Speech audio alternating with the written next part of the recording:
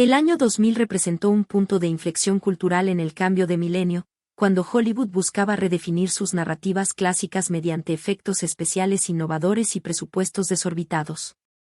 En este contexto de transición tecnológica y ansiedad milenarista, Universal Pictures estrenó el 17 de noviembre de 2000 una adaptación en acción real de un texto aparentemente inadaptable.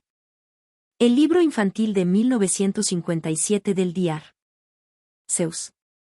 Esta decisión no surgió del vacío sino de un momento histórico donde la industria cinematográfica estadounidense apostaba por transformar propiedades literarias icónicas en blockbusters familiares, desde Harry Potter hasta El Señor de los Anillos.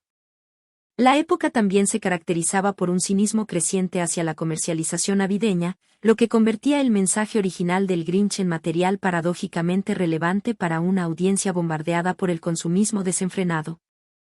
La gestación del proyecto reveló las tensiones inherentes entre el respeto reverencial hacia un texto canónico y las exigencias del entretenimiento masivo contemporáneo. Theodore Seuss Geisel, conocido como Dr. Seuss, había rechazado consistentemente ofertas para adaptar sus obras antes de su muerte en 1991, pero su viuda Audrey Geisel accedió finalmente a negociar los derechos en julio de 1998. Las condiciones impuestas fueron extraordinariamente rigurosas. $5 millones por adelantado, 4% de la taquilla bruta, 50% de los ingresos por merchandising y 70% de las ganancias de libros relacionados. Estas estipulaciones contractuales reflejaban no solo protección económica sino también un intento desesperado por mantener la integridad artística de un texto que criticaba precisamente la mercantilización que ahora lo envolvía. Ron Howard llegó al proyecto tras haber consolidado su reputación como director versátil con Apolo 13 de enero de 1995, un drama técnico que recaudó $335 millones y recibió 9 nominaciones al Oscar. Para el año 2000, Howard navegaba entre el prestigio crítico y el éxito comercial, habiendo completado recientemente Ransom con Mel Gibson en 1996 y Ed en 1999. Su socio productor Brian Grazer tuvo que convencerlo para que considerara el proyecto del Grinch, ya que Howard inicialmente se mostraba reacio a dirigir una adaptación en acción real de material animado. Durante el vuelo para reunirse con Audrey Geisel, Howard concibió la visión que definiría la película. Expandir dramáticamente el papel de Cindy Lou Who, desarrollar una comunidad completa de Who's y, crucialmente, proporcionar un trasfondo psicológico detallado para explicar la misantropía del Grinch. La industria cinematográfica del fin de milenio estaba experimentando con la fusión de actuación humana y efectos protésicos avanzados, como evidenciaban películas recientes como Men in Black de 1997. Tim Burton había sido inicialmente considerado para dirigir el Grinch, lo que habría resultado en una estética completamente diferente, pero declinó debido a conflictos de programación con Sleepy Hollow. La elección de Howard sugería un enfoque más convencional y accesible para el público masivo, aunque la película eventualmente adoptaría elementos visuales que recordaban al universo burtoniano. El contexto cultural también incluía un renacimiento del interés por el Dr. Seuss, impulsado por generaciones que habían crecido con sus libros y ahora eran padres, creando una nostalgia multigeneracional perfecta para la explotación comercial. El libro original de 1957 había surgido de un momento personal profundamente revelador para Theodore Geisel. Como él mismo confesó en la edición de diciembre de 1957 de Redbook, estaba cepillándose los dientes la mañana del 26 de diciembre de 1956 cuando notó una expresión particularmente grinchesca en su reflejo.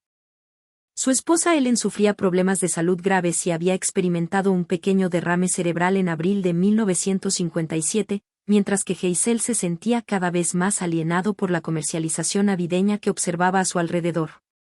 Los biógrafos Judith y Neil Morgan documentaron que este fue el libro más fácil de escribir en su carrera, excepto por la conclusión, que lo atormentó durante 3 meses hasta que finalmente abandonó cualquier intento de predicación moral explícita y simplemente mostró al Grinch y los Who's compartiendo la cena.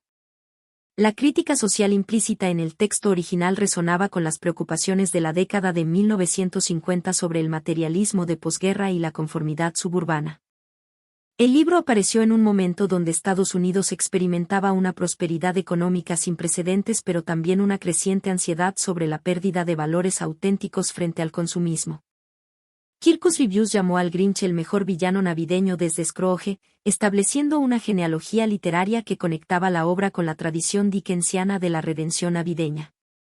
La decisión de Seuss de publicar el libro simultáneamente en formato tradicional y en Redbook Magazine demostró su comprensión de cómo alcanzar tanto mercados literarios como audiencias populares masivas. Para el año 2000, Ron Howard ocupaba una posición peculiar en Hollywood como director respetado pero no especialmente autoral, conocido por su profesionalismo artesanal más que por una visión distintivamente personal. Su filmografía previa incluía comedias populares como Splash de 1984 y dramas prestigiosos que equilibraban accesibilidad con ambición temática. La decisión de aceptar el Grinch representó un desvío significativo hacia el territorio de la fantasía familiar de alto presupuesto, un género donde pocos directores serios se aventuraban sin riesgo de dañar su reputación. Howard traía consigo su compañía productora Imagine Entertainment, cofundada con Brian Grazer en 1986, que había establecido un modelo de negocio basado en películas de presupuesto medio-alto con amplio atractivo demográfico. El contexto cinematográfico de finales de los 90 estaba dominado por el CGI emergente, pero el Grinch optaría fundamentalmente por efectos prácticos y maquillaje protésico elaborado. Esta decisión estética reflejaba tanto limitaciones tecnológicas de la época como una filosofía de producción que valoraba la tangibilidad física sobre la generación digital. Películas como Jurassic Park de 1993 y The Matrix de 1999 habían demostrado el potencial revolucionario de los efectos computarizados, pero también existía escepticismo sobre su capacidad para crear personajes emocionalmente creíbles. La industria estaba dividida entre innovadores tecnológicos y puristas de efectos prácticos, y el Grinch intentaría navegar este territorio intermedio con resultados mixtos. Las influencias culturales que alimentaron la concepción de Howard incluían el especial animado de 1966 dirigido por Chuck Jones, con narración de Boris Karloff, que había establecido la iconografía visual del personaje. Aunque el libro original mostraba al Grinch en blanco con ojos rojos, la adaptación televisiva lo había transformado en la criatura verde que se volvió definitoria. Howard debía negociar entre la fidelidad a esta versión animada canónica y su propia visión expandida del material. La película también llegaría en un momento donde Hollywood redescubría el potencial comercial de propiedades familiares clásicas, desde 101 Dálmatas de 1996 hasta las futuras adaptaciones de Roald Dahl, creando un contexto industrial propicio para inversiones masivas en este tipo de proyectos. La recepción inicial de la idea dentro de la comunidad profesional fue escéptica, con muchos cuestionando la viabilidad de expandir un libro de 64 páginas a un largometraje de 104 minutos. Los guionistas Jeffrey Price y Peter S. Simen, conocidos por Quien engañó a Roger Rabbit, de 1988, enfrentaron el desafío de desarrollar 8 borradores antes de alcanzar una versión que satisficiera tanto a los productores como a Audrey Hazel. Ella ejerció un poder de veto significativo sobre el guión, rechazando chistes que consideraba inapropiados, incluyendo una broma sobre una familia llamada Huestain sin árbol ni regalos navideños. Esta supervisión creativa reflejaba las tensiones inherentes entre preservar la esencia del material original y adaptarlo a las convenciones narrativas contemporáneas del cine comercial. El concepto narrativo fundamental de la película implicaba una expansión dramática del minimalismo del texto original mediante la creación de un universo completo con su propia lógica interna y jerarquía social. Price y Simen transformaron la aldea de Quienlandia en una sociedad compleja obsesionada con la competencia material y el espectáculo navideño, añadiendo capas de sátira sobre el consumismo que eran apenas sugeridas en el libro. La decisión de proporcionar una narrativa de origen traumático para el Grinch representó una elección dramatúrgica significativa que alineaba la película con convenciones psicológicas contemporáneas donde todo comportamiento desviado requiere explicación causal. Esta psicologización del villano reflejaba tendencias más amplias en el cine de Hollywood hacia narrativas que priorizaban la motivación interna sobre la maldad arquetípica. La estructura temporal adoptó un modelo tradicional de 3 actos expandido mediante flashbacks estratégicos que interrumpían la progresión cronológica. Los recuerdos de la infancia del Grinch no aparecían en el texto original pero se volvieron centrales para la arquitectura emocional de la película, proporcionando contexto psicológico que justificaba su misantropía. Esta técnica narrativa permitía al guión establecer paralelos entre el trauma infantil y el comportamiento adulto destructivo, creando un arco de redención más complejo que la simple transformación del libro. El tiempo dramático se comprimía artificialmente alrededor de las festividades navideñas, con toda la acción contenida en aproximadamente una semana, desde la nominación del Grinch como alegrista navideño hasta su eventual redención. La cronología presentaba una temporalidad mágica donde Quienlandia existía dentro de un copo de nieve, una invención visual que encapsulaba la naturaleza fantástica del universo narrativo. Esta decisión de enmarcar el mundo entero como un microcosmos contenido añadía una dimensión metafísica ausente en el original, sugiriendo que toda la historia podría ser una fábula suspendida en un espacio atemporal. El ritmo narrativo oscilaba entre secuencias de establecimiento prolongado en el primer acto y la aceleración frenética del atraco navideño, culminando en una resolución emocional que intentaba equilibrar espectáculo visual con intimidad dramática. Los guionistas insertaron varios momentos de pausa contemplativa ausentes en el texto original, particularmente la escena donde Cindy Lou Who cuestiona el materialismo navideño ante su familia. La estructura conflictiva operaba en múltiples niveles simultáneos. El conflicto externo entre el Grinch y Quienlandia, el conflicto romántico no resuelto entre el Grinch y Martha May Bouvier, y el conflicto interno del protagonista con su propia historia traumática. Esta multiplicación de tensiones dramáticas contrastaba marcadamente con la simplicidad del libro, donde el único conflicto era la oposición binaria entre el Grinch misántropo y los Whos alegres. La introducción del alcalde Augustus Mayhew como antagonista secundario añadió una dimensión política ausente en el original, transformando la narrativa en una exploración más compleja de jerarquías sociales y resentimientos de clase. El triángulo amoroso entre el Grinch, Martha y Augustus introducía elementos de comedia romántica que expandían el registro genérico más allá de la fábula moral infantil.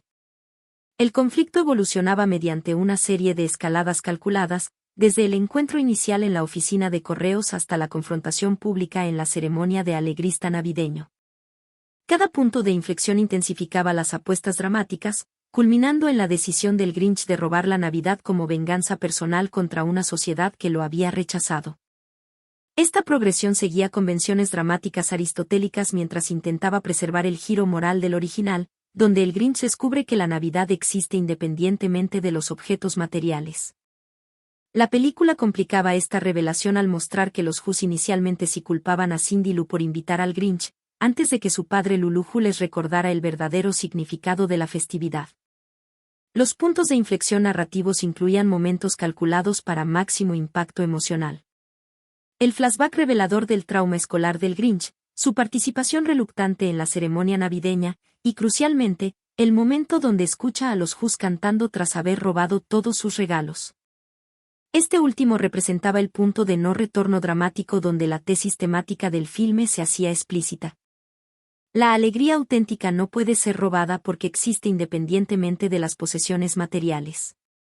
Sin embargo, la película complicaba esta moraleja al mostrar extensamente la devastación inicial de los Whos ante la pérdida de sus pertenencias, sugiriendo una visión más matizada del materialismo que la del libro original.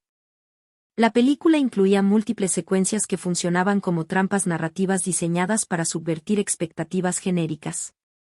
La escena de la ceremonia navideña comenzaba como celebración antes de desintegrarse en humillación pública, invirtiendo las expectativas de reconciliación prematura. El atraco navideño mismo operaba como una secuencia de set pieces elaborados que transformaban el acto de robo en espectáculo visual cómico, distrayendo momentáneamente de las implicaciones morales de las acciones del Grinch. Estas manipulaciones narrativas reflejaban técnicas contemporáneas de entretenimiento blockbuster que priorizaban la variedad tonal sobre la coherencia emocional sostenida. La composición final presentaba una resolución compleja que intentaba satisfacer múltiples expectativas genéricas simultáneamente. El Grinch no solo devolvía los regalos sino que literalmente salvaba a Cindy Lou Who de caer del precipicio, transformando su redención en un acto de heroísmo físico dramático. Esta literalización del crecimiento del corazón del Grinch mediante una hazaña de fuerza sobrehumana traducía la metáfora interna del libro en espectáculo visual externo. El cierre incluía múltiples capas de resolución. Romántica, con Martha rechazando al alcalde social, con el Grinch aceptado en la comunidad y culinaria, con el famoso tallado del asado. Esta multiplicidad de cierres reflejaba las demandas narrativas del formato largo, donde cada línea argumental requería resolución específica. El guión final evidenciaba numerosas escenas planificadas pero no filmadas, según revelan documentos de preproducción. Una secuencia extendida mostraba al joven Grinch intentando integrarse en varios empleos de Quienlandia antes de retirarse definitivamente al Monte Crumpit. Otra versión incluía un prólogo más extenso sobre el origen del Grinch como bebé abandonado, que fue condensado significativamente en el corte final. Estas omisiones sugieren que incluso la versión de 104 minutos estrenada representaba una versión comprimida de una narrativa potencialmente más elaborada. Las decisiones de montaje priorizaron ritmo sobre desarrollo de personajes secundarios, sacrificando profundidad psicológica en favor de momentum narrativo. Las versiones alternativas del guión exploraban finales más ambiguos donde la integración del Grinch en la sociedad de Quienlandia quedaba menos resuelta. Un borrador presentaba al Grinch regresando voluntariamente al Monte Crumpit tras la cena navideña, sugiriendo que su transformación era interna más que social. Otra variante incluía una secuencia donde varios Who's visitaban al Grinch en su cueva durante el año, estableciendo una relación gradual en lugar de la aceptación instantánea de la versión final. Estas alternativas hubieran producido una película temáticamente más compleja pero potencialmente menos satisfactoria para audiencias buscando resolución emocional clara. El Grinch como personaje central funcionaba como portador de la tesis filosófica del filme sobre aislamiento y comunidad. Jim Carrey construyó su interpretación mediante capas de dolor emocional disfrazado de cinismo performativo, utilizando su característica gestualidad exagerada para comunicar la incomodidad perpetua del personaje en su propia piel. La decisión de proporcionar al Grinch un trasfondo traumático específico transformaba su misantropía de rasgo inexplicable a síntoma psicológico comprensible, aunque esta psicologización también reducía parcialmente su poder como arquetipo del outsider radical. Carrey describió al personaje como fundamentalmente concernido con el cambio de corazón, conectando la narrativa con tradiciones de redención que se remontan a Dickens. La construcción física del Grinch requería que Carrey pasara 2 horas y media diarias en maquillaje, un proceso que el actor comparó infamemente con ser enterrado vivo. Este sufrimiento corporal real informaba la interpretación de manera tangible, transmitiendo un sentido palpable de claustrofobia y incomodidad que permeaba cada escena. El maquillaje diseñado por Rick Baker incluía prótesis faciales completas que se movían con las expresiones de Carrey, preservando su gestualidad característica mientras lo transformaba físicamente. Esta tensión entre reconocimiento y extrañamiento creaba un efecto perturbador donde la audiencia podía percibir simultáneamente a Carrey y al Grinch como entidades separadas pero superpuestas. Las contradicciones internas del personaje se manifestaban en su comportamiento paradójico. Mientras profesaba odiar la Navidad y todo lo asociado con ella, su cueva contenía inventos ingeniosos que evidenciaban creatividad y talento desperdiciados. El guión incluía un momento revelador donde el horario del Grinch listaba actividades como resolver el hambre mundial y no decírselo a nadie, sugiriendo que su misantropía ocultaba capacidades altruistas reprimidas. Esta complejidad psicológica elevaba al personaje más allá del villano unidimensional del libro, aunque algunos críticos argumentaron que esta humanización excesiva diluía su poder como fuerza arquetípica de negatividad pura. La dinámica del Grinch evolucionaba mediante encuentros progresivos con la humanidad de los Who's, particularmente a través de Cindy Lou Who. Taylor Momsen interpretaba al personaje con una inocencia calculada que contrastaba con el cinismo del Grinch, funcionando como catalizador emocional para su transformación. Su presencia representaba la posibilidad de percepción no contaminada por prejuicio social, viendo bondad potencial donde otros solo veían monstruosidad. Esta relación intergeneracional añadía una dimensión casi paternal ausente en el original, donde Cindy Lou era apenas una figura pasajera. El alcalde Gastes Mayhew funcionaba como antagonista secundario aunque su papel excedía considerablemente al del libro original donde apenas aparecía.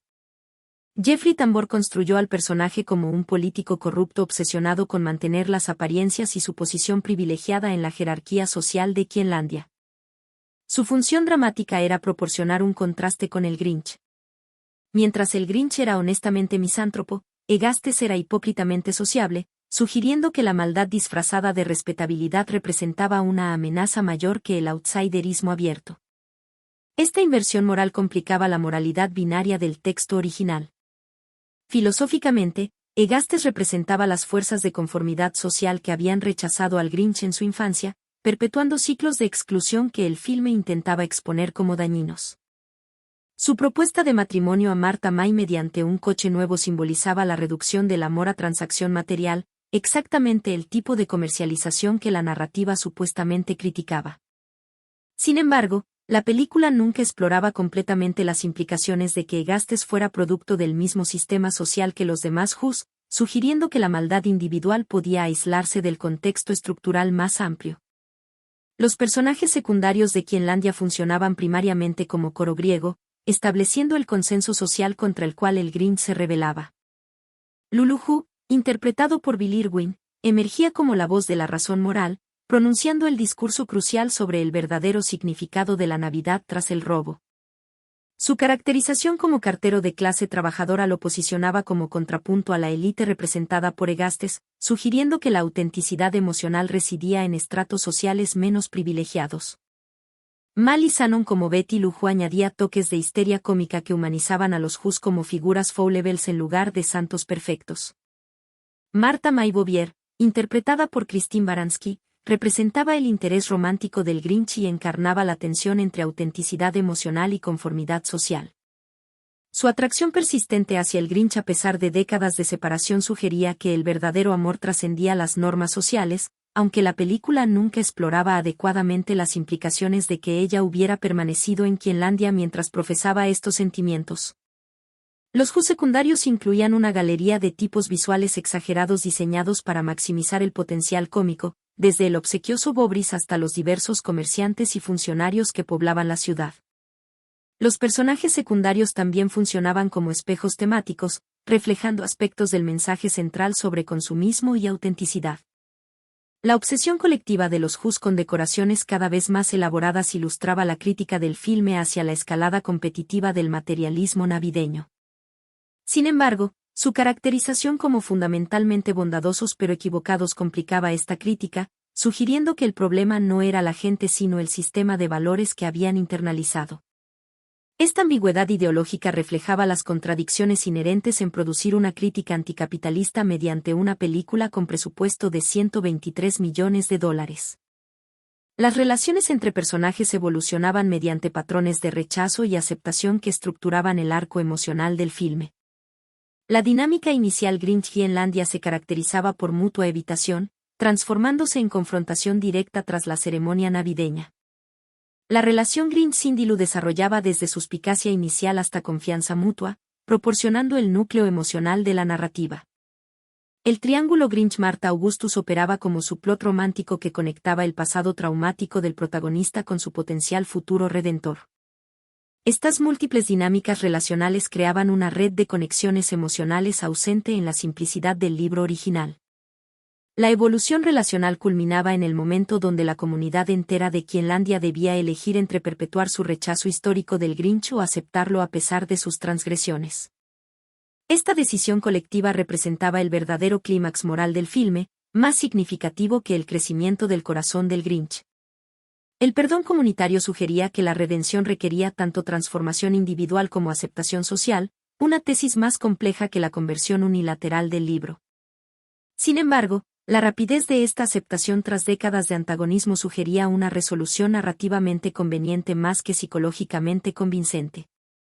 La gramática visual del filme combinaba elementos del expresionismo alemán con la estética del Die Zeus para crear un universo visualmente distintivo aunque frecuentemente abrumador.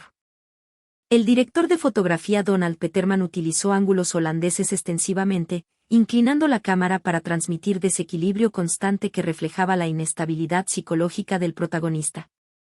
Esta elección estilística, aunque coherente temáticamente, resultaba visualmente agotadora durante las casi 2 horas de metraje. La composición del encuadre privilegiaba simetría exagerada en escenas de Quienlandia, contrastando con el caos orgánico de la cueva del Grinch en el Monte Crumpit. Peterman originalmente propuso filmar las escenas de flashback en blanco y negro con el Grinch como excepción en verde brillante, una idea rechazada por consideraciones presupuestarias. Esta decisión habría creado un contraste visual más dramático entre pasado y presente, aunque también podría haber resultado excesivamente estilizada. El director de fotografía trabajó extensivamente con el diseñador de producción Michael Korenblit para proyectar patrones gaussianos directamente sobre las paredes de los interiores, creando texturas visuales que evocaban las ilustraciones originales. Estas proyecciones incluían ventanas fantásticas y diseños geométricos que transformaban espacios tridimensionales en lienzos bidimensionales, colapsando la distinción entre ilustración y cinematografía. El movimiento de cámara alternaba entre fluids extravagante y estatismo contemplativo, reflejando las oscilaciones tonales del guión. Las secuencias del atraco navideño empleaban Steadicam dinámico y plano secuencia elaborados que seguían al Grinch a través de los complejos interiores de las casas de Quienlandia. Estas decisiones de cámara transformaban el robo en coreografía visual, priorizando espectáculo cinético sobre tensión dramática. En contraste, los momentos emocionales clave adoptaban composiciones más estáticas y frontales, particularmente la escena del crecimiento del corazón del Grinch, donde la cámara permanecía fija mientras el actor transmitía transformación interna mediante expresión facial. La paleta cromática adoptaba una saturación extrema que recordaba tanto a las ilustraciones del Dr. Seuss como a los diseños de Tim Burton, aunque carecía de la elegancia minimalista de este último. Rojos vibrantes, verdes ácidos y azules eléctricos competían por atención visual, creando un ambiente de sobrecarga sensorial que algunos críticos percibieron como agresivo. Esta hiperestimulación visual reflejaba tanto las capacidades tecnológicas de la época como una estética blockbuster que priorizaba espectáculo sobre sutileza. El verde particular del Grinch fue calibrado cuidadosamente para contrastar con todos los demás elementos visuales, asegurando su legibilidad incluso en los fondos más complejos. La iluminación variaba dramáticamente entre los espacios de Quienlandia y el monte Crumpit, utilizando luz difusa cálida para la aldea y contrastes duros para la cueva del Grinch. Esta dicotomía lumínica establecía geografías emocionales distintas, aunque algunos críticos argumentaron que esta diferenciación excesiva eliminaba matices potenciales. Peterman enfrentó desafíos técnicos significativos debido al tiempo limitado con Kerry, cuya aplicación de maquillaje de 4 horas restringía las horas de rodaje disponibles. Esta limitación forzó decisiones de iluminación preestablecidas que priorizaban eficiencia sobre experimentación, utilizando esquemas iluminatorios diseñados por el jefe técnico Gary Palmer que podían implementarse rápidamente. El trabajo de color también incluía un filtro verde general que daba al filme entero un tinte ligeramente enfermizo, decisión estilística criticada por hacer que Quienlandia pareciera menos acogedora de lo entendido. Esta paleta lavada contrastaba con la saturación extrema de elementos individuales, creando una tensión visual donde objetos hipercoloridos existían dentro de un mundo cromáticamente desaturado. El diseño de producción de Corenblit incluía arquitectura imposible directamente inspirada en las ilustraciones de Seuss.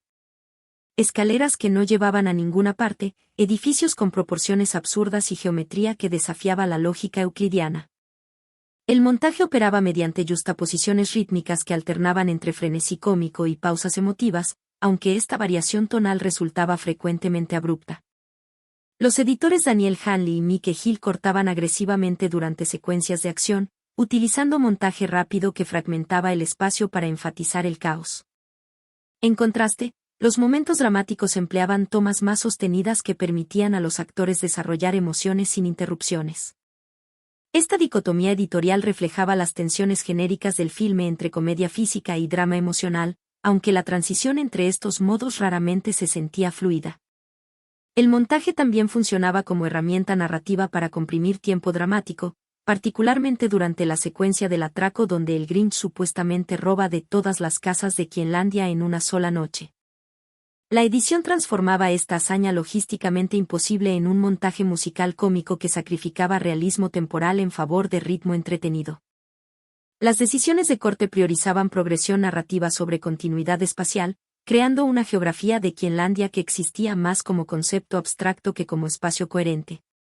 Esta abstracción espacial era apropiada para un mundo contenido dentro de un copo de nieve, aunque también dificultaba la orientación del espectador. El ritmo general del filme oscilaba problemáticamente entre aceleración excesiva y estancamiento, con un segundo acto que varios críticos identificaron como arrastrado. La decisión de expandir material breve del libro en múltiples secuencias resultaba en repetición dramática donde el filme parecía reciclar las mismas dinámicas sin progresión sustancial. Las pausas narrativas, entendidas como momentos de reflexión emocional, frecuentemente interrumpían el momentum en lugar de profundizar la resonancia temática. Esta inconsistencia rítmica sugería tensiones no resueltas entre las visiones del director, los guionistas y las demandas del estudio por un producto que satisficiera múltiples demografías simultáneamente. Los momentos de silencio, escasos en una película caracterizada por sobrecarga audiovisual constante, ocurrían estratégicamente para subrayar revelaciones emocionales clave. El instante donde el Grinch escucha a los Who cantar tras el robo incluía varios segundos de silencio total antes de que la música comenzara, permitiendo que la expresión de Kerry comunicara la comprensión transformadora sin competencia sonora. Estas pausas funcionaban como respiraciones narrativas necesarias en un filme que de otro modo parecía temeroso del espacio negativo, tanto visual como auditivo. James Horner compuso la partitura en aproximadamente 6 semanas, un periodo comprimido que reflejaba las presiones de producción del proyecto. El compositor describió el proceso como caminar en la cuerda floja, equilibrando momentos emocionales con tonos cómicos.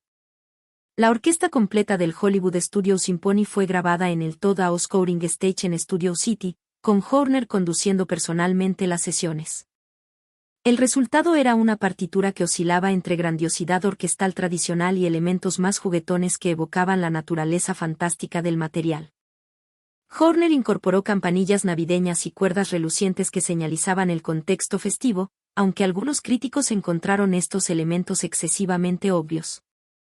La música original incluía un tema principal lírico diseñado para transmitir tanto la amargura inicial del Grinch como su potencial redentor, utilizando progresiones armónicas que se resolvían gradualmente desde disonancia hacia consonancia.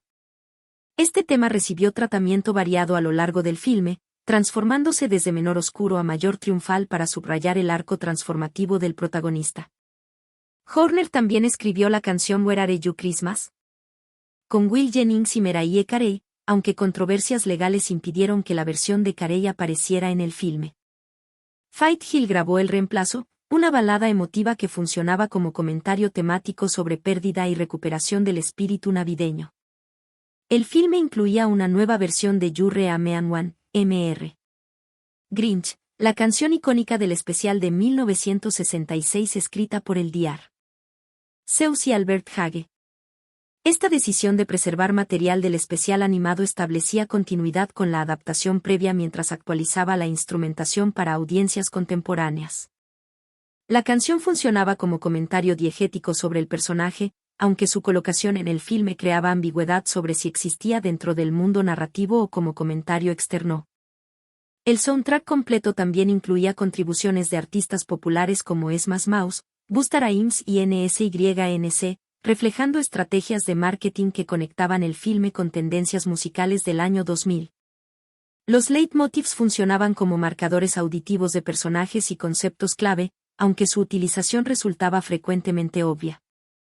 Martha May Bouvier tenía un tema romántico que aparecía en sus escenas, mientras que Queenlandia en general recibía música coral alegre que evocaba canciones tradicionales navideñas. El Monte Crumpit del Grinch se caracterizaba por texturas orquestales más oscuras y disonantes que transmitían aislamiento y amargura. Estas asociaciones temáticas simplificaban la experiencia auditiva, aunque también reducían la ambigüedad emocional que podría haber enriquecido escenas particulares. Las estructuras de audio repetitivas incluían el uso recurrente de campanillas que funcionaban como señalización auditiva de la Navidad omnipresente en Queenlandia. Esta repetición se volvía deliberadamente abrumadora durante la secuencia del atraco, donde la música navideña constante contrastaba irónicamente con el acto de robo. El diseño sonoro también incluía efectos cómicos exagerados que enfatizaban la naturaleza de dibujo animado de muchas escenas, desde silbidos de caricatura hasta efectos de bowing que acompañaban movimientos físicos. Esta estilización auditiva correspondía con la estética visual hiperrealista, creando un universo sensorial totalmente diseñado donde cada elemento estaba coreografiado para máximo impacto. El trabajo con la acústica espacial diferenciaba entre interiores de Queenlandia, exteriores nevados y la cueva del Grinch mediante reverberación y espacialización específicas. Los interiores domésticos de los Who sonaban cálidos y envolventes, con reverberación mínima que sugería intimidad acogedora. En contraste, el Monte Crumpit incluía eco pronunciado que transmitía vacuidad y soledad. Los espacios exteriores utilizaban sonido ambiente mínimo, creando un silencio antinatural que enfatizaba la irrealidad del mundo contenido en el copo de nieve. Esta diferenciación acústica ayudaba a orientar al espectador dentro de la geografía fantástica del filme. La tensión entre música e imagen emergía ocasionalmente cuando la partitura de Horner intentaba imponer emoción sincera sobre escenas que el guión trataba cómicamente. Esta disonancia entre modos expresivos sugería la dificultad de equilibrar tonos en una producción que intentaba funcionar simultáneamente como comedia familiar, sátira social y drama emocional. Los momentos donde música y narrativa se sincronizaban efectivamente tendían a ser las secuencias más puramente espectaculares, como el atraco navideño, donde el ritmo visual y auditivo se fusionaban en coreografía multimedia coherente. El filme articulaba varias tesis filosóficas entrelazadas sobre materialismo, conformidad social y redención personal. La crítica central señalaba que la comercialización de la Navidad había transformado una festividad sobre comunidad y generosidad en una competencia consumista donde el valor se medía mediante la extravagancia de decoraciones y regalos. Esta lectura anticapitalista estaba presente en el libro original de Seuss, pero se expandía considerablemente en la adaptación cinematográfica.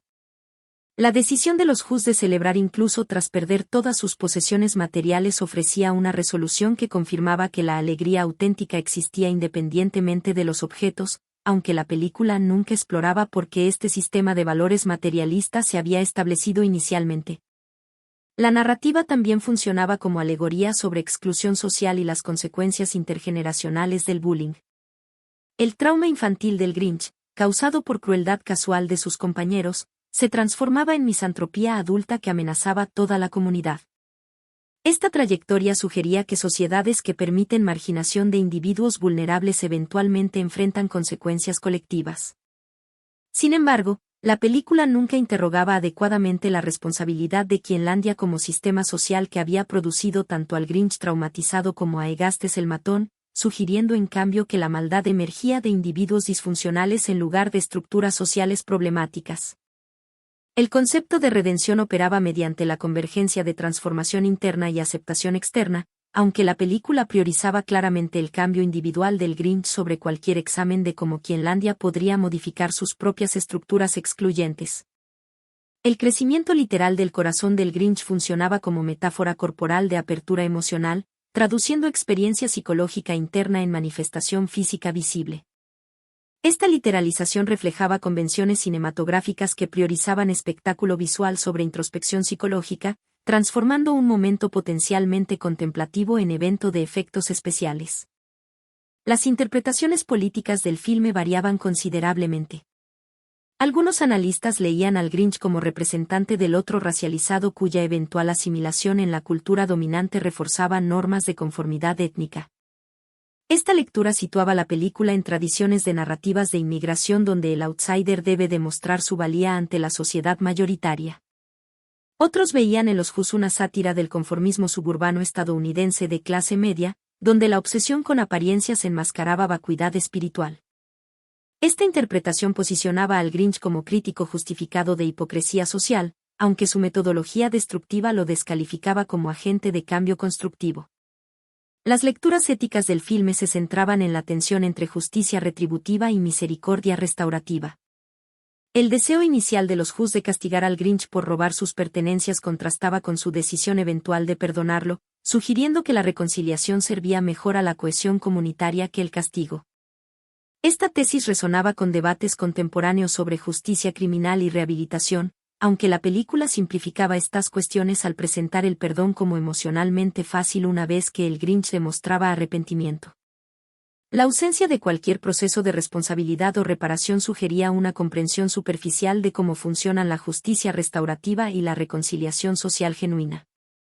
Los símbolos visuales incluían el corazón creciente como metáfora obvia de apertura emocional, pero también elementos más sutiles como el contraste entre la maquinaria elaborada del Grinch y la simplicidad de las decoraciones de los Hus.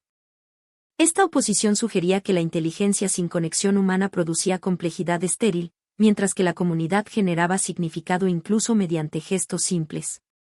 El trineo lleno de regalos funcionaba como macufín visual que concentraba las apuestas dramáticas del filme, aunque su importancia disminuía una vez que la narrativa establecía que los objetos materiales eran irrelevantes. Las metáforas visuales incluían la cueva del Grinch como exteriorización de su psicología. Laberíntica, llena de trampas defensivas, pero también conteniendo espacio potencial para habitación humana. La transformación de este espacio mediante la presencia de Cindy Lou y eventualmente de toda la comunidad sugería que los lugares, como las personas, podían redefinirse mediante relaciones. Las metáforas menos sutiles incluían la corona de luz de Martha May, que funcionaba como símbolo fálico obvio de sexualidad reprimida, una de las muchas innuendos adultos que poblaban la película supuestamente infantil. Las rimas visuales conectaban escenas temporalmente separadas mediante composición o motivo recurrente. La escena inicial de bullying escolar se reflejaba en la humillación pública de la ceremonia navideña, sugiriendo que los patrones de exclusión social persistían a través del tiempo. El momento donde el bebé Grinch aparecía mágicamente correspondía visualmente con su eventual descenso del monte Crumpit tras su transformación, enmarcando su arco completo mediante simetría compositiva. Estas rimas funcionaban como dispositivos mnemónicos que enfatizaban la estructura circular de la narrativa. La multivalencia del final permitía lecturas contradictorias sobre si el Grinch había sido genuinamente aceptado o simplemente domesticado por la sociedad de Queenlandia. Su participación en la cena navideña podía interpretarse como integración exitosa o como asimilación forzada, donde debía conformarse a normas sociales que previamente rechazaba. La película no resolvía esta ambigüedad, dejando abierta la cuestión de si comunidades pueden realmente aceptar diferencia radical o solo toleran variación dentro de parámetros predeterminados de comportamiento aceptable. Los significados abiertos incluían la cuestión de si los Whos habían aprendido alguna lección real sobre su propio materialismo. Aunque Lulu Who pronunciaba un discurso sobre el verdadero significado de la Navidad, nada en la resolución sugería que Queenlandia cambiaría sus prácticas consumistas en festividades futuras. Esta falta de transformación social implicaba que el cambio individual del Grinch era suficiente, evadiendo preguntas más difíciles sobre responsabilidad sistémica. El final alegre eludía tensiones no resueltas mediante espectáculo visual y resolución emocional, estrategia narrativa característica del cine comercial que prioriza satisfacción inmediata sobre coherencia ideológica. La premiere tuvo lugar el 8 de noviembre de 2000 en el Universal Amphitheater, con asistencia de talentos participantes y figuras prominentes de Hollywood incluyendo Will Smith. La exhibición inicial generó respuestas mixtas que presagiaban la división crítica que caracterizaría la recepción del filme. Universal Pictures había programado estratégicamente el estreno para el 17 de noviembre, posicionando la película para capturar la temporada navideña completa. El marketing enfatizaba la transformación física de Jim Carrey, utilizando el proceso elaborado de maquillaje como gancho promocional que diferenciaba la película de otras producciones familiares. La recepción de primeros espectadores se dividió marcadamente entre audiencias familiares que apreciaban el espectáculo visual y críticos cinematográficos que encontraban el filme excesivo y tonalmente inconsistente. Las proyecciones de prueba habían indicado que los niños más pequeños encontraban al Grinch aterrador, particularmente en las escenas iniciales que enfatizaban su grotescura. Esta respuesta llevó a algunos ajustes de montaje que suavizaban momentos potencialmente perturbadores, aunque el resultado final aún recibía advertencias sobre contenido potencialmente inquietante para audiencias muy jóvenes. El discurso crítico reveló profundas divisiones sobre los méritos artísticos del filme. Roger Ebert otorgó 2 de 4 estrellas, describiéndolo infamemente como una película lúgubre y extraña sobre una criatura amargada. Ebert observó que Carrey trabajaba tan duro como cualquier actor había trabajado en una película, para escaso provecho, aunque reconocía que los adultos podrían apreciar el esfuerzo de manera intelectual. Esta valoración capturaba una respuesta crítica común. Reconocimiento del logro técnico y la dedicación performativa, pero decepción con el resultado emocional. Otros críticos como Stephanie Sacharek de Salón describieron el filme como embotadoramente antimoderno y simplemente aburrido, mientras que Manohla Dargis lo llamó estridente, sobrecargado y sin espíritu. Las defensas críticas provenían principalmente de revisores que valoraban el espectáculo visual y la ambición de la producción. Peter Stack del San Francisco Chronicle argumentó que nadie podría interpretar al Grinch mejor que Jim Carrey, cuyas payasadas gomosas y sentido maníaco de travesura se adaptaban perfectamente al material. James Berardinelli de Reviews escribió que la interpretación desenfrenada de Carrey recordaba su trabajo en The Mask, concluyendo que el actor aportaba animación a la acción real. Estas respuestas positivas enfatizaban elementos de performance y diseño sobre coherencia narrativa o profundidad emocional. Los debates profesionales se centraban en cuestiones de fidelidad versus adaptación. Algunos críticos argumentaban que la expansión del material breve a largometraje inevitablemente diluía su potencia, mientras que otros defendían las elaboraciones narrativas como necesarias para la traducción cinemática. La controversia también incluía dimensiones generacionales, con críticos mayores comparando desfavorablemente el filme al especial animado de 1966, mientras que espectadores más jóvenes sin apego nostálgico a la versión anterior respondían más positivamente. Esta división generacional presagiaba cómo la película eventualmente encontraría su audiencia entre millennials que carecían de comparaciones directas con adaptaciones previas. La trayectoria en taquilla demostró que el escepticismo crítico no impedía el éxito comercial masivo. El filme abrió con $55.1 millones en su primer fin de semana, promediando $17,615 por teatro en 3,127 salas. Esta apertura estableció el sexto mejor fin de semana inicial de cualquier película en ese momento, y el más grande para un filme de Jim Carrey, superando a Batman Forever. La película mantuvo el primer lugar en taquilla durante 4 semanas consecutivas, eventualmente recaudando $260 millones domésticos y 85 millones internacionalmente, para un total mundial de 345 millones. Este desempeño la convirtió en la película más taquillera de 2000 en Estados Unidos y la sexta mundialmente. El recorrido festivalero fue limitado dada la naturaleza comercial del proyecto, aunque el filme recibió nominaciones en categorías técnicas de premios importantes. En la 73 ceremonia de los premios de la Academia, ganó el Oscar de Mejor Maquillaje para Rick Baker y Gail Robel Ryan, mientras recibía nominaciones para Mejor Dirección de Arte y Mejor Diseño de Vestuario. Jim Carrey fue nominado al Globo de Oro como Mejor Actor en Comedia o Musical, perdiendo ante George Clooney por Obroter, Where Art Thou? Estos reconocimientos validaban los logros técnicos del filme mientras confirmaban su estatus como entretenimiento comercial en lugar de arte cinematográfico serio. La influencia del filme sobre el género de adaptaciones familiares fue significativa aunque ambivalente. Estableció precedentes para transformar propiedades literarias breves en largometrajes mediante expansión narrativa extensiva, estrategia que sería repetida en numerosas adaptaciones subsecuentes del Dr. Seuss, particularmente de Cat in the Hat de 2003. El enfoque de combinar efectos prácticos elaborados con estrellas de comedia conocidas se convirtió en modelo para producciones similares, aunque el éxito variable de estas imitaciones sugería que la fórmula no era fácilmente replicable. La película también demostró que la recepción crítica mixta no impedía el éxito comercial masivo cuando el marketing se dirigía efectivamente a audiencias familiares. El impacto en la audiencia reveló patrones de consumo generacionales distintivos. Para niños que vieron el filme en su estreno, se convirtió en texto definitorio de la infancia millennial, experimentado repetidamente mediante visualizaciones caseras en VHS y DVD. Esta exposición repetida creó familiaridad que se transformó en nostalgia, estableciendo la base para el resurgimiento del filme 25 años después.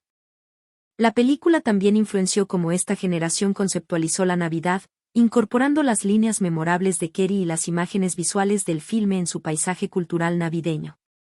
Este efecto generacional demostró que el impacto cultural a largo plazo frecuentemente diverge de la valoración crítica inicial. El filme ocupaba una posición peculiar en la filmografía de Ron Howard como su única incursión significativa en fantasía familiar de alto presupuesto. Sándwich cronológicamente entre Apolo 13 y A Beautiful Mind, la película representaba un desvío hacia terreno menos prestigioso que Howard aparentemente no repetiría. El proyecto demostró su versatilidad como director capaz de manejar producciones técnicamente complejas, aunque no estableció una voz autoral distintiva en el género fantástico. Las lecciones aprendidas sobre gestión de efectos prácticos elaborados y coordinación de departamentos masivos informarían sus producciones subsecuentes, aunque ninguna volvería a depender tan extensivamente de transformación protésica. Para Jim Carrey, el papel representaba un punto culminante de su periodo de dominio en comedia física, demostrando su disposición a sufrir por su arte de maneras literales. El actor pasó 92 días en maquillaje durante la producción, experiencia que describía como tortuosa pero transformadora. Su dedicación contribuyó significativamente a la autenticidad del personaje, transmitiendo incomodidad genuina que informaba la interpretación. El rol también marcó una transición en su carrera hacia proyectos más dramáticamente ambiciosos como Eternal Sunshine of the Spotless Mind, sugiriendo que la experiencia extrema del Grinch podría haber catalizado su deseo de explorar registro emocional más amplio. La reconsideración crítica del filme ha evolucionado sustancialmente en el cuarto de siglo desde su estreno. Lo que se percibía como exceso visual ahora se celebra frecuentemente como ambición estética, mientras que la rareza tonal que desconcertaba a críticos originales se ha reinterpretado como subversión deliberada de convenciones del cine familiar. La restauración en 4K en 2017 y el reestreno en salas en 2025 han introducido la película a nuevas audiencias mientras permitiendo a espectadores originales reevaluar el trabajo con perspectiva temporal. Esta rehabilitación crítica refleja patrones más amplios donde películas inicialmente consideradas fallidas encuentran apreciación como objetos de culto. El cambio perceptual también se relaciona con contextos culturales modificados donde el anticonformismo del Grinch resuena diferentemente. La era de las redes sociales ha generado cansancio con performatividad forzada y alegría obligatoria, haciendo que la irritación del Grinch con el ruido y la presión navideña parezca más justificada. Su famoso horario que incluye revolcarse en autocompasión y contemplar el abismo se ha convertido en meme recurrente que expresa agotamiento contemporáneo con demandas sociales de optimismo constante. Esta conexión memética ha extendido la vida cultural del filme más allá de visualizaciones tradicionales hacia formas de compromiso digital fragmentadas pero persistentes. La actualidad del filme en 2025 deriva parcialmente de cómo sus temas sobre consumismo y autenticidad han ganado urgencia adicional. El diagnóstico de Zeus sobre la comercialización navideña ha intensificado exponencialmente, con la temporada festiva ahora extendiéndose meses y generando presiones económicas masivas sobre familias. La crítica del filme resuena en una era donde muchos buscan alternativas al materialismo desenfrenado, aunque irónicamente la película misma permanece envuelta en merchandising extensivo. Esta paradoja central nunca se ha resuelto, con el Grinch simultáneamente criticando y participando en exactamente la comercialización que supuestamente denuncia. El diálogo del filme con la modernidad también incluye cuestiones sobre exclusión social y trauma que han ganado mayor visibilidad cultural. El reconocimiento contemporáneo de cómo bullying infantil y marginación social producen consecuencias psicológicas duraderas hace que el trasfondo del Grinch parezca menos como justificación conveniente y más como representación legítima de daño intergeneracional. La película anticipaba conversaciones sobre salud mental y responsabilidad comunitaria que se volverían centrales en discursos culturales posteriores, aunque su resolución simplificada de estas cuestiones complejas permanece problemática. La relevancia persistente del filme demuestra cómo textos culturales pueden encontrar audiencias múltiples a través del tiempo mediante mecanismos diversos. Para una generación, funciona como nostalgia reconfortante de infancia para otra, como objeto estético peculiar que recompensa análisis irónico. Esta multiplicity permite que la película exista simultáneamente como clásico navideño familiar y artefacto de culto para espectadores más cínicos. Su capacidad de servir estas funciones contradictorias sugiere flexibilidad semántica que trasciende intenciones autorales originales, permitiendo que cada era reimagine el texto según sus propias preocupaciones y sensibilidades.